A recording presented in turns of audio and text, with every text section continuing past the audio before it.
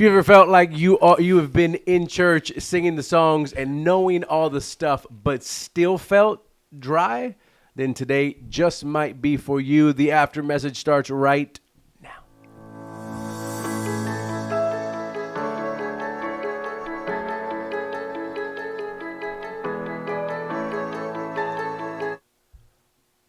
Welcome, everybody, to another episode of The After Message. We are here. We're back. The crew is still continuing to work together.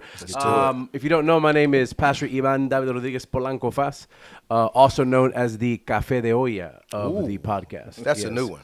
So here we've got Pastor Stephen G. Brown, also known as the Cafe Misto of the podcast. And of course, we've got Pastor Harold the Scholar, soon to be doctor. The name's going to get even longer.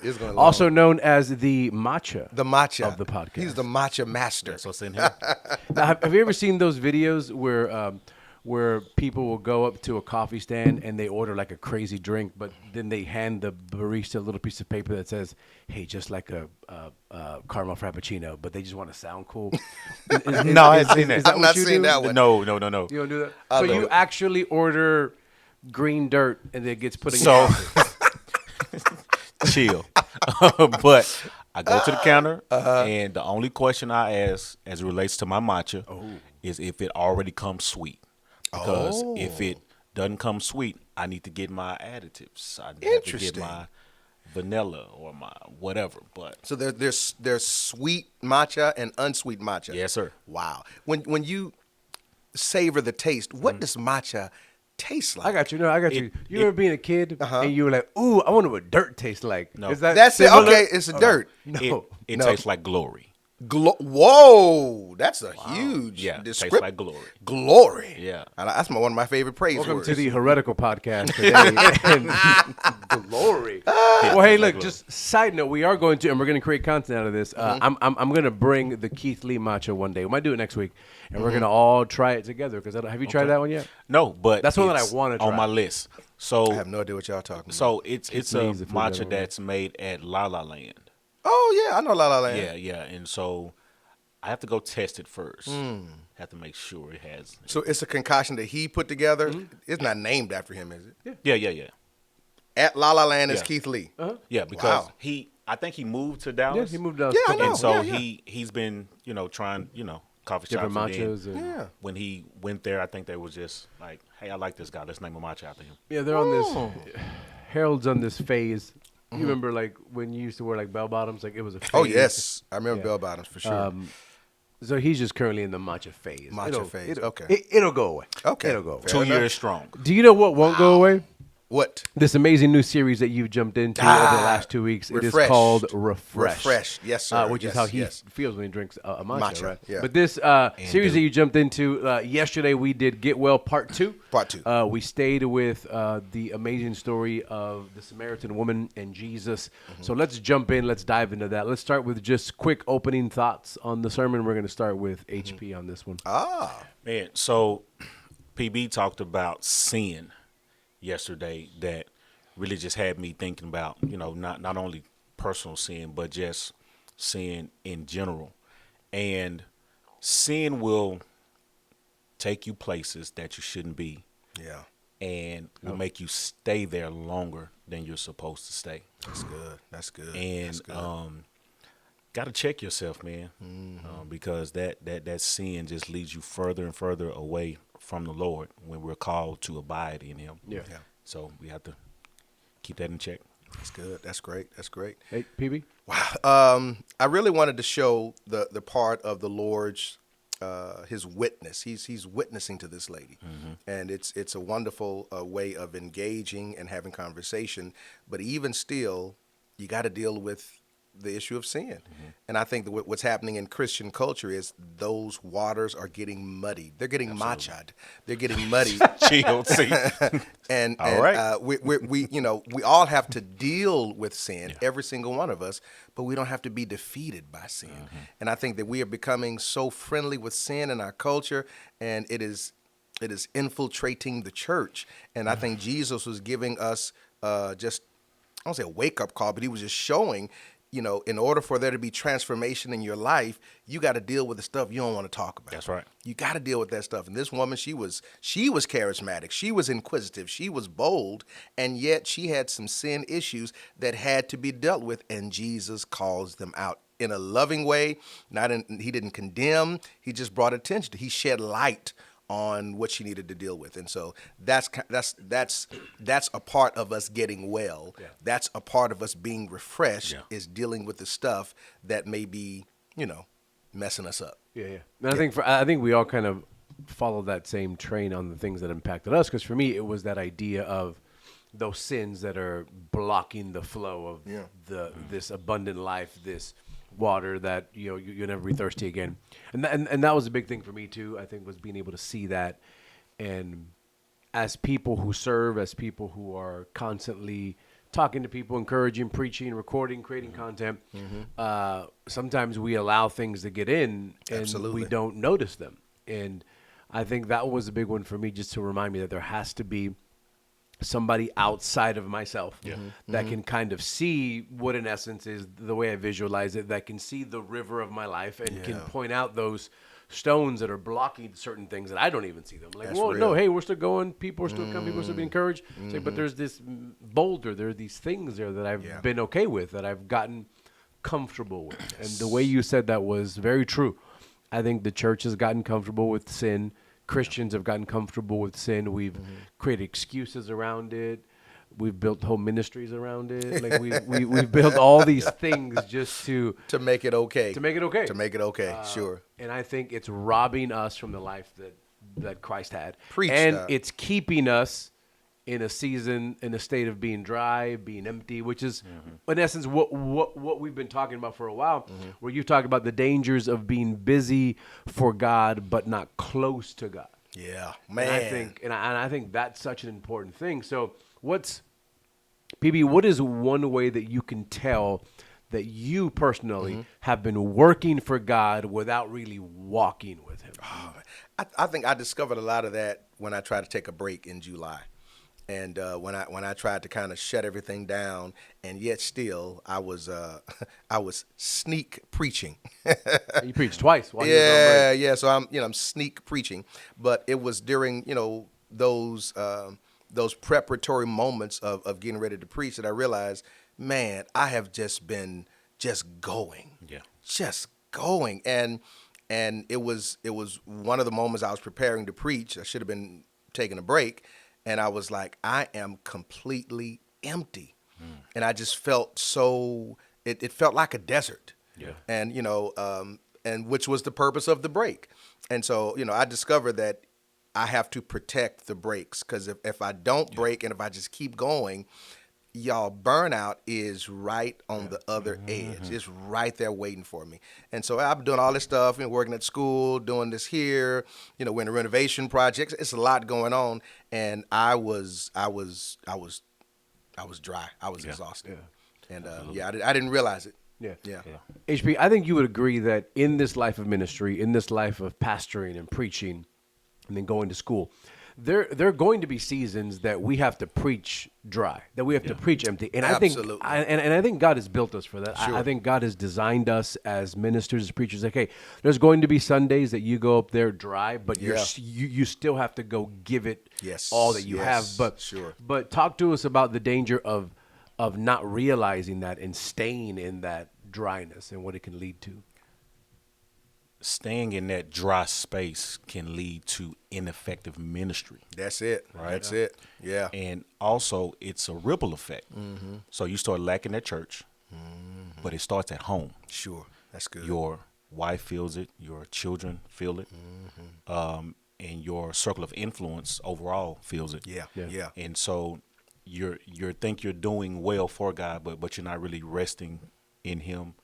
And you're pouring from this empty vessel. That's real. And whether we feel like it or not, our goal as leaders and pastors is to pursue God so we won't get to that place. Yeah, that's good. And knowing your capacity, like what can you handle? And no is a complete sentence. Say that again, Doc. No Say is that a again. complete It is a complete sentence. Yeah. Sentence. And And sometimes you have to like when you get these calls from these churches to come lead a workshop or come preach, or if you're on break, like you said, protect your break. Got to protect the break. Because at the end of the day, greater life is the focus. Yes, sir. Yes, sir. Not the invitation. Right? So if greater life is suffering, you don't need to be nowhere else. Right? I'm going to throw something in. I can determine, because it's hard for me to listen to my previous messages. It's just a weakness I have. Oh, yeah. I feel But you on that. there was a season that I know that I was going through a dry preaching. And it wasn't long, but I can tell my sermon started sounding alike. And every message was kind of sounding like the previous message, and it neither thematically, it was just sounding like the same thing, and that I can identify that as a season when I was fatigued, exhausted, and when you're fatigued and exhausted, it could be physical or spiritual. Yeah. It will impact your preparation. Yes, sir. And that's the same thing with just not even preparing to preach. That's preparing to live. Yeah. And so I can identify moments in my preaching when it's dry preaching, when I am just repeating, kind of saying the same things over and over again. Yeah, and then too, like for me personally, it's a thing when I'm talking to God because I have to, not because I want to. Right? Because This kid's ready. That's the joy in being in His presence. Yes, Like, sir. Yes, sir. You want to do it, but when life is so heavy, it begins to feel like a chore Obligatory. instead of joy. Yeah, And, yeah. and when we get in that place, that's when That's dry down. accountability Yeah, shit yeah, kick yeah. in. Yeah. That's always been a good checkpoint for me, and there's been multiple times Sure. in this life where I've realized that I started a sermon prep, I completed a sermon prep, I completed my notes, and when I got done, I was like, I don't think I prayed at any point. Yeah. At any point through that. Yeah. But Keep it real, But Doc. the That sermon is was structured, so right? real. Like I got the context. I Absolutely. read all this stuff. Yes. It fits into the thing. It fits in the context. I think it's a pretty good sermon. Like Yeah. I'm looking, but then I was like, I don't think I stopped and did any type of prayer. And it's. But was I doing my job? Yes. Absolutely. Right. Was I preparing to encourage people? Yes. Absolutely. Was I reading His Word? Yes. Yeah. And it's like, but I didn't do the one thing that continues Sets the to tone. Yeah. set the tone, continues to fill me to do those type Help of you to things. be refreshed and flourish. Yeah. That's real. I think for us as preachers, especially, it's dangerous because it's funny, right? You get people that text you, Pastor, I want to start reading the Bible, or give me a good verse to read, or give me a good book to read, or give me this. So people that are looking to do it, so that's kind of their encouragement. We're, for lack of a better word, we don't really have that, ooh, I'd like to read. Like, no, we have to. We like, have to. Yeah. Yeah. There is this like, ooh, you know what, this week I'm going to read a whole book of the Bible. No, we have to. Like, it's built into the Yes, sir. place that God has put us Yeah. in. I think we're in danger so much of like, that just becomes the norm. That's real talk. That's so true. And not to piggyback again, but I cannot tell you how many times I finished something and I've stopped and said, wait a minute, I didn't seek the Lord about this. This was just an idea. Yeah. And but I think that supports our humanity as pastors, preachers, teachers. Preachers are people too. Right. And we struggle with getting ahead of God. We struggle with that as well. So that's real. And in that conversation, in the progression of that PB, you said something that really stuck. That sometimes it's not that God isn't filling you, but it's that something is blocking the flow. And that's what we talked about, sin. And all those Yeah. things. So talk about that. Yeah. Well, I think what happened to the woman is she was unable to fully comprehend this spiritual message. Number one, she wasn't a believer, but still, I think that those impasses that are taking place in our hearts and minds that keep it from happening is sin. Is those things that dishonor God. And so for her as a seeker, seeking belief, seeking to understand, and for those of us who are already following the Lord, sin does the same thing to both. It prohibits the flow of God's Spirit in our lives. It prohibits the nourishment that comes when you are knee deep in sin, and you trying to read your scriptures and whatever. You're going to have a hard time. That sin, it does more. It Pastor Pierce said, it takes us farther than we want to go. It makes us stay longer than we want to stay, and it costs us more than we want to pay. Right. Yes, sir. Sin just has a way of just robbing and draining and blocking the flow of God's Spirit. And oftentimes, God is mad at me. No, it's that sin. Yeah. And so, we sound like some old fire and brimstone preachers, but I think it's important in 2025 to say, y'all, sin is still not what's best for you. Right. Now, you're not going to be perfect. You still will sin. You still will fall short. But there has to be, and this is kind of next week, we have to get to the point where we are growing in certain areas. Pastor E.K. Bailey would tell us, I don't mind y'all making mistakes. Yeah. I just want y'all to make new mistakes. I tell my son.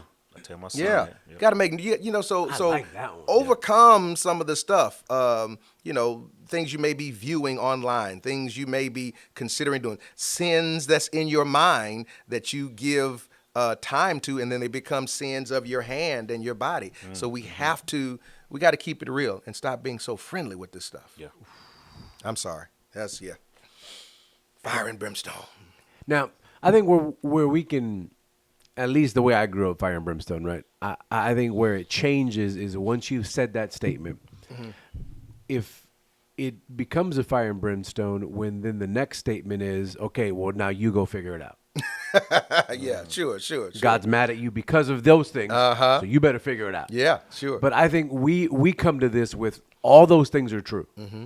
That's why grace exists. Amen. All those things are true. That's why his mercies are new every day. And I think that's where we can, I think that's where we need to remind people, look, we're about to have this hard conversation about all the things that are blocking the life that God has designed for you. All these things that are because of sin, pride, stubbornness, distraction, right? All of those things that are real. The answer is always going to be his love, his mercy, and his grace. So let's spend time in his presence so that we can then get through that, right? Yes. Yeah. What are if we go away from the big ones, HP, right? Sin, right? Lust. What are some of the things, maybe some of the smaller blockages that you think can really interrupt that flow that God has? Man, one of the most popular things right now is simple. It's your phone. Woo! If Leave my phone alone. If we're thinking simple things and distractions and all that, it's the phone. And Sure. so I can speak personally, outside of, emails and all of this, scrolling and all that, I had to put real boundaries on myself with my phone. Sure. And so pretty much if you're not on my list, like outside of my wife and children, after 8:15, my phone goes on do not disturb, and I don't get any notifications unless I'm already just on my phone, like talking to a person. But man, shut it down. 8:15. Yeah. Charge your phone in a different space if Then you right have next to. to you? Yeah, man. What's your alarm? How do you get your? I'm sorry. Go ahead. Man. But you have to do those practical things. Like Yeah, you really do. if you're serious about your growth, That's you right. have to do practical things that will get you to the next level as it relates to your spiritual formation with the Lord. Yeah. Follow-up question. Are PB and I on that list? Yeah. Or After we- 8:15. After No, it after seems like we're not. 8:15? It seems like we're not. That inhale Wow. was too. That inhale was. He was like, No, because I'm at church and I can't lie. But here's my theory, right? Because he did earlier. Yeah, he lied big time this morning. But don't believe the hype. oh no, he sped on the parking lot and I caught him and he did. Don't Anyway, believe the hype. but man, so my theory is this: if you're not on the list, you can contact somebody that knows me that can get to me. Oh wow. Right. So if it's an emergency, Contact Sean. contact my wife, Okay. but tread lightly on that one. Probably not on that list either. I don't know whose list we're My on. friends say we don't want no parking lot problem. Shout out to Pastor Williams. There's this. I did see. There's this really cool. Have you guys ever heard of the block? So there's this.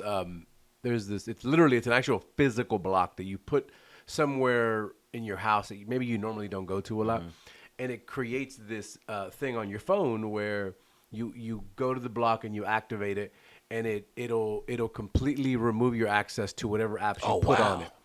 And you can't gain access until you physically walk over to that block. To the block. Put your phone on it, and then it unlocks the usage of those apps. And the point of that is, in that walk from where you were to go unlock them, it's kind of that like, okay, like, is it worth to walk over there? Do I really need this unblocked? Just to because for me, and this is mine, I'll be 100%. Mine 100% is my phone, 100% social media. But then it's this balance of I do a lot of things on social media. So like, how do you balance it? But for me, it's like, okay, hey, and the amount of times that just 5 more TikToks and I'll count them down one. But then it's like, wait, that one wasn't. You, man. But then I'm like, wait, that one was an ad. That one doesn't count. So that's, I didn't like that one. So and then 5 turns into like 20, and I'm like, dang it, I just lost 10 minutes of at least 10 minutes. Something that I could have been productive in. Here's where I feel guilty. So my phone has this thing where, say, Instagram, I'm allowed about 45 minutes a day on Instagram. So good. And then that thing comes up and say, you've reached your time limit. And I always hit ignore. You can add 1 more hour. 1 hour, 1 minute, or for the rest of the day. I'm guilty of hitting for the rest of the day. Because I might need some, but, it's a work in progress. Oh, my goodness. We're all alike. That's so funny. That is so funny. Now, I want to take joy real quick. Beginning of each week, I say I'm going to cut back. And so this is whatever time it is now. I have not touched social media today. And so what I'm trying to do is I'm trying to have moments of kind of fasting throughout my day. And so I haven't touched it yet today. And I'm and it is act of will, and it is seeking the Lord, please don't let me do it. Yeah. And it's both and. Of course I can do the block and blah blah blah, but I have to have some discipline, ownership, some discipline in this thing. And so I haven't touched it today.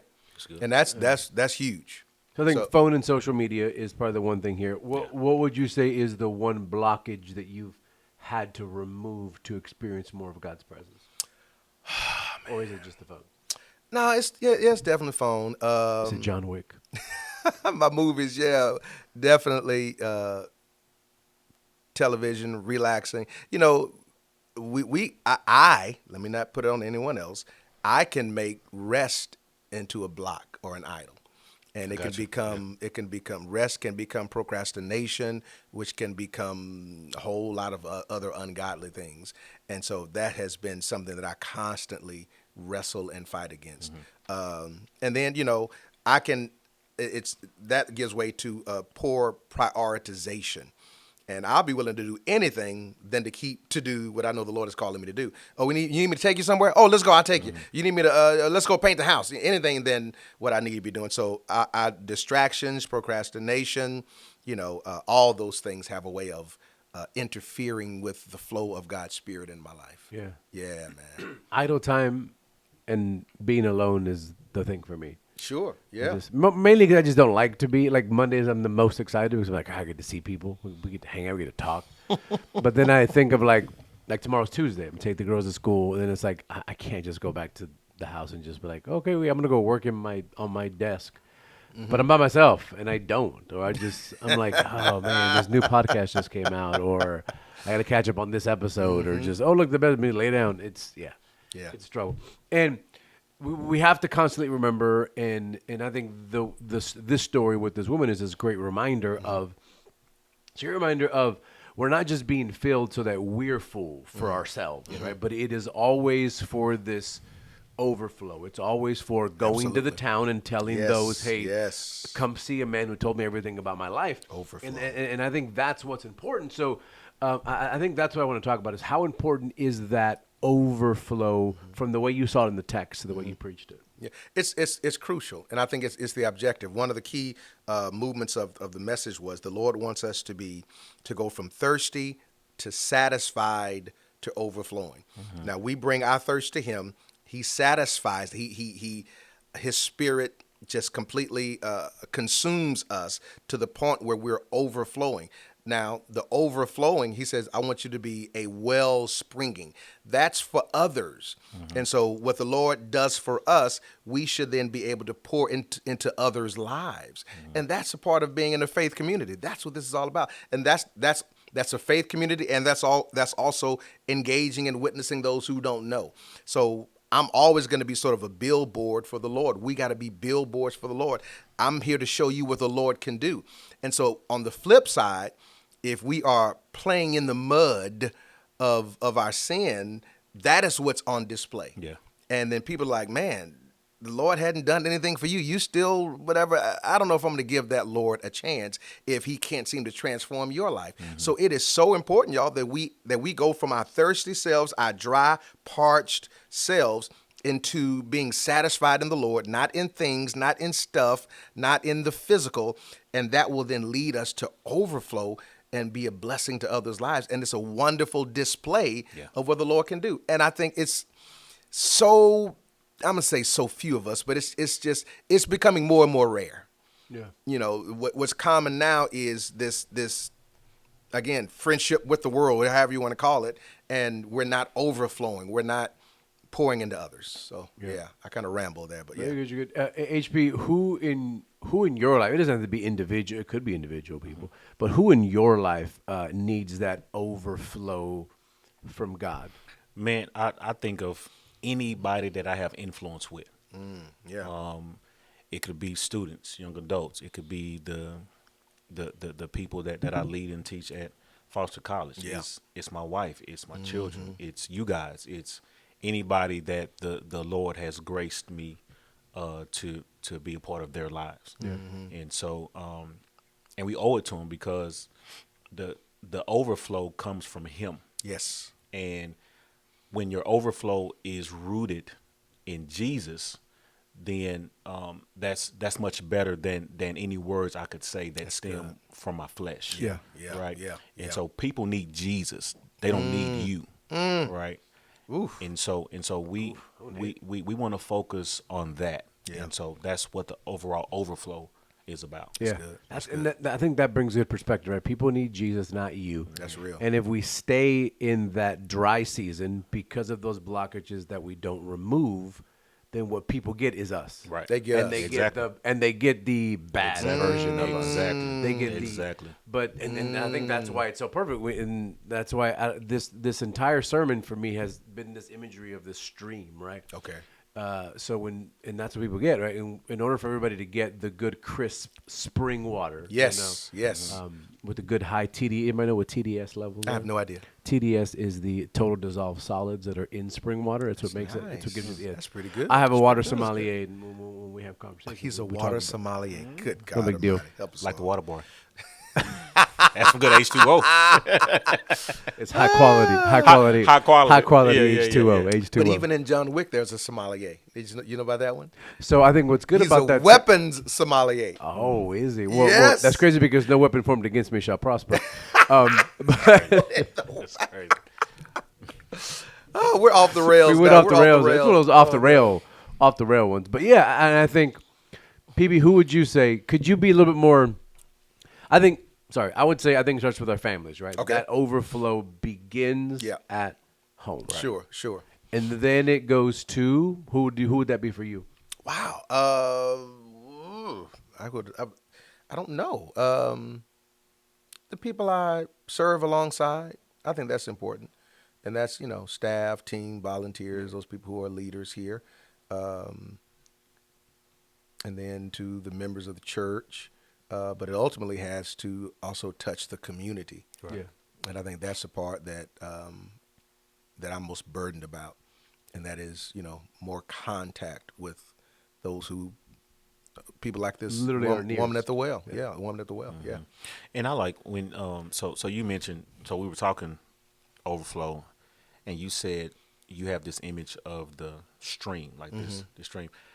I go back to what PB said. I think he said it in the first part when he talked about liquid water versus living water. Yeah. Right. Yeah. We don't have an overflow when we're just focused on the liquid water. Like we have to have that steady stream of living water. Yes, sir. Because Yes, sir. it's that water that's transformative. It's that water that gives life. And that's the water that we testify about. Yes, sir. And that's what people need to drink. That's good. That's good work, man. That's good. That's the best. That's the best place to end it right there. Too. Thank you. Perfect. Thank you guys for that. Thank you guys for coming out. That is the end of our after message today. Remember, if today's conversation encouraged you or if it challenged you, here's how you can keep it going. Make sure that you share today's podcast with somebody. Drop a comment on there about. I think last week we did coffee. It would be something to ask them to drop in the comments. Tell us how much you love matcha. Yeah. It's going to be a short conversation. It's gonna be. What do you add to your It's matcha? going to be very. And don't worry, I'll be there and answer all the questions when somebody says, "What is matcha?" Yeah. I will be there for you. I got you. There's a matcha community. Oh, wow. Thank you. Population. 3. Population. Two.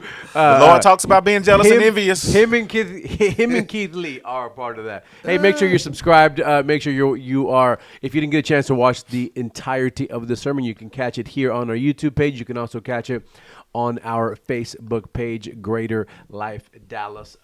So, thank you again for coming out. Thank you again for joining us in this conversation about being refreshed. Keep showing up, keep drinking, and keep allowing God's presence to flow into your life. So until next week, love you guys, and we will see you next week. Adios. Peace. Take care.